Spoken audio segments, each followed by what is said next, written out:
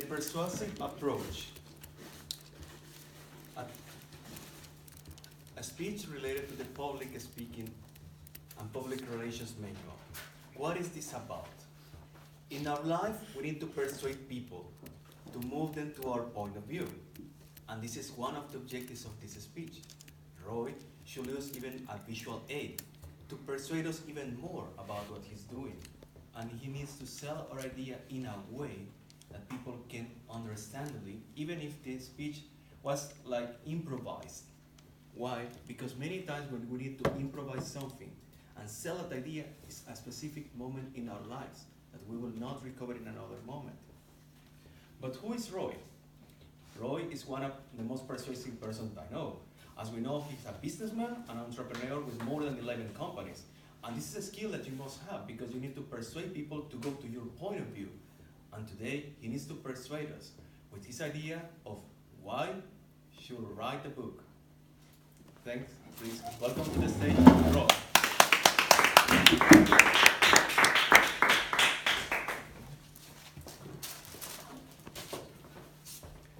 Why should you write a book?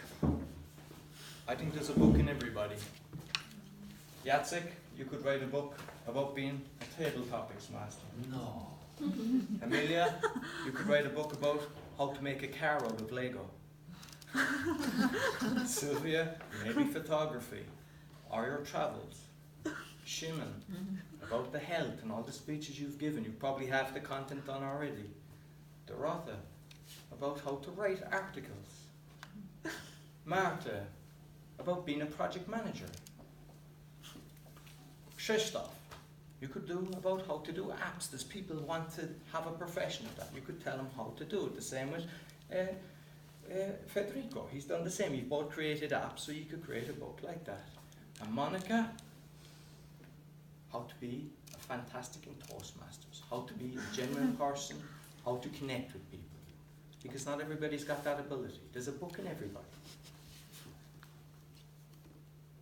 My very first book, which wasn't finished, was about choosing a franchise, a multi-level marketing, or a business. Because I've actually been involved in every single one.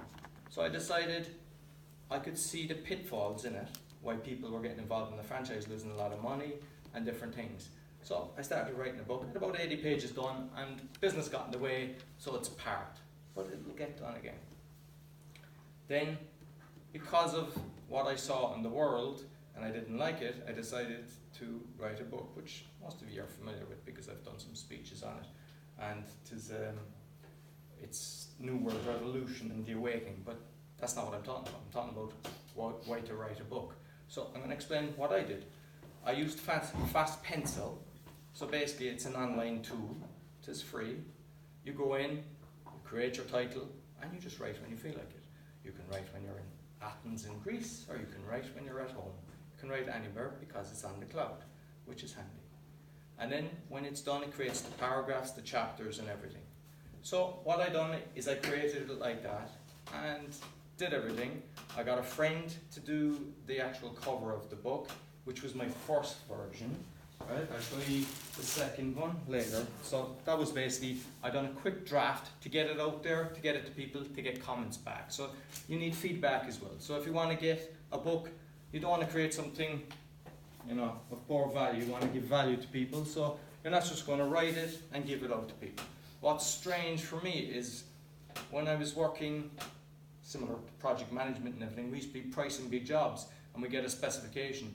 And then the client would change it and send us something, and 99% of it would be the same. And I was able to go through it and spot every single change that they'd done and everything. I have edited books for people, picked up typo errors and everything. Mine, it was embarrassing when I got the comments back. It was first I gave it to a few friends that commented, and they kind of said, look, you've a lot of typo errors and everything. So I got it professionally edited. It's actually very hard for you to see it, but so I'll pick some if you can see.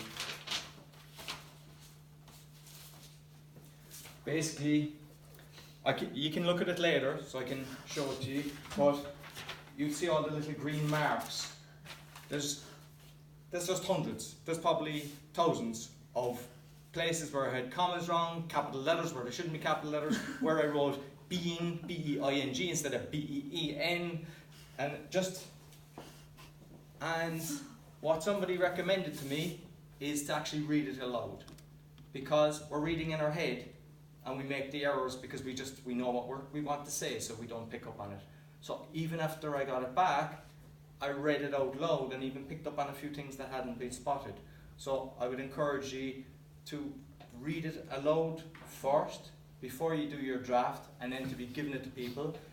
What I did is I kind of gave it to about 10 people, and later realised that it's actually better to give it to one person, get the comments, make the changes, next person, because you're kind of giving a few people to do the same changes, which doesn't help. Another thing that I done was fact checking. I actually got it professionally done. So because the book that I wrote is controversial, so it'll all depend on what you actually want to write. But everything that I wrote about, the person done fact checking. So I came back, disagreed with a lot of different stuff. So me being stubborn as I am, had to prove to him. So I got different people that I knew were strong in that industry, or myself, and we contradicted some, and some actually happened to be correct. So we edited it, the book, or took out stuff and everything. So make sure that you actually get something fact checked. Logo, I've created a logo, so it depends what you're actually trying to do.